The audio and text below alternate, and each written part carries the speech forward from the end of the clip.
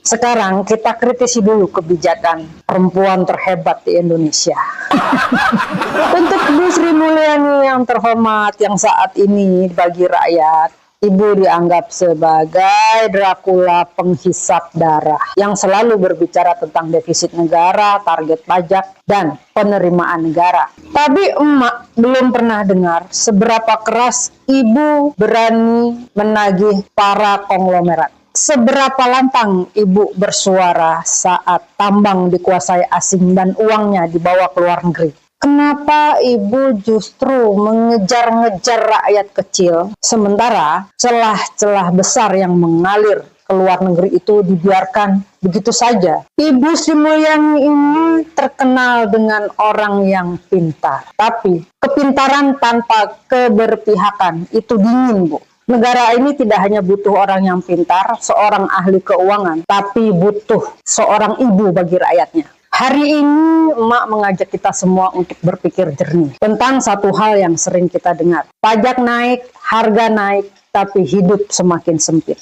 Katanya negara butuh uang, katanya negara butuh pembangunan, tapi kenapa yang dikejar-kejar itu adalah rakyat kecil?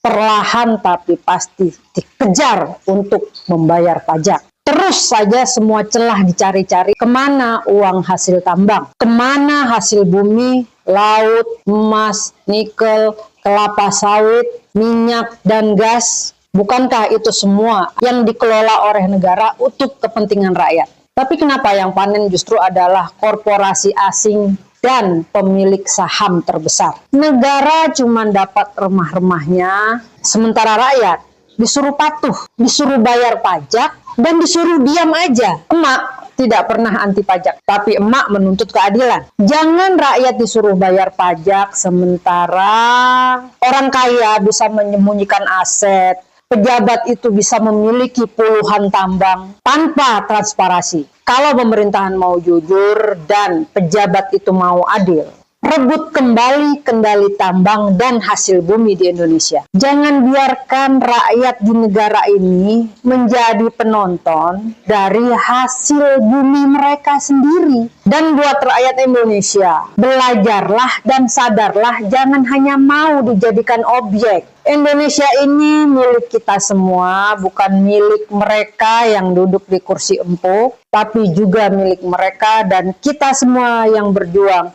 dari fajar hingga malam.